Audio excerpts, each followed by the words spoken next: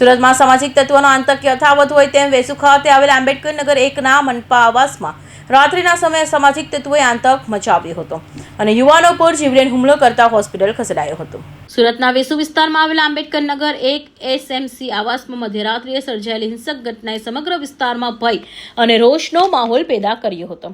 સુલતાન નામના વ્યક્તિની શોધમાં આવેલા માથાભારે શખ્સોએ ક્રિકેટ રમી રહેલા નિર્દોષ યુવક પર જીવલેણ હુમલો કર્યો હતો, જેમાં 19 વર્ષીય યુવકની આંગળીમાં 6 ઇંચનું રેમ્બો ચપ્પુ ફસાઈ જતા તેને ગંભીર ઇજાઓ પહોંચી હતી। ગત 28 એપ્રિલની મધ્યરાત્રિએ બનેલી 12:30 વાગ્યાની અરસામાં 24 વર્ષીય સની ધર્માભાઈ ગોસ્વામી અને તેનો 19 વર્ષીય ભાઈ બોબી તેમની આવાસની બહાર મિત્રો સાથે ક્રિકેટ રમી રહ્યા હતા। તે સમયે એસડી જૈન કોલેજ તરફથી અંશ ઉર્ફે બાબુ ઉપાધ્યાય, પંકજ ઉર્ફે પંક્યા સેદાણા અને આશુ ઉર્ફે ગલ્લુ બિહારી સહિતની ટોળકીએ મોપેડ અને બાઇક પર હથિયારો સાથે ઘસી આવી હતી।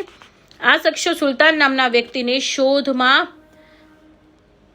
બહાને સ્થાનિકો સાથે કારણ વગર દાદાગીરી અને ઝઘડો કરી રહ્યા હતા। વાતચીત દરમિયાન અચાનક મામલો બિચકાતા હુમલાખોરોએ આતંક મચાવ્યો હતો। હુમલાખોરોએ સંતોષ જગદેવ અને રાહુલ પેશાણ નામના યુવકને ચપ્પુ મારી ગંભીર ઇજા પહોંચાડી હતી। ત્યારબાદ હુમલાખોરોએ રિક્ષા પાસે ઉભેલા 19 વર્ષીય બોબીને નિશાન બનાવી છાતી, પગ અને પીઠના ભાગે આડેધડ ઘા માર્યા હતા। બોબીને બચાવ માટે હાથ આગળ ધરતા હુમલાખોરે પૂરી તાકાતથી ચપ્પુ માર્યું હતું, જે તેની આંગળીની આરપાર નીકળીને ફસાઈ ગયું હતું। આ ભયાનક દ્રશ્ય જોઈ ત્યાં હાજર લોકોના જીવ તાળવે ચોંટી ગયા હતા। પોતાના નાના ભાઈને લોહી લુહાણ હાલતમાં જોઈ શની તેને બચાવવા પડ્યો હતો। ત્યારે હુમલાખોરો સાથે આવેલા પ્રથમ નામના શખ્સે કુહાડી વડે સનીના પગના ભાગે જીવલેણ ઘા ઝીક્યો હતો। આ હુમલામાં તરુણ પાન પાટીલ, મયુર બાવિસ્કર, તુષાર ઉર્ફે તુતલી અને રાકેશ મોહિત ઉર્ફે બાલો સહિતના અન્ય સાગરીતો પણ સાથે મળી મારામારી કરી હતી અને ત્યારબાદ તમામ આરોપીઓએ વાહન મૂકી ફરાર થઈ ગયા હતા। ગંભીર રીતે ઘાયલ બોબીને તાત્કાલિક મૈત્રી હોસ્પિટલ ખસેડવામાં આવ્યું હતું, જ્યાં તબીબે સર્જરી કરી ચપ્પુ કાઢવાની અને ઊંડા ઘા પર ટાંકા લેવાની પ્રક્રિયા હાથ ધરી હતી।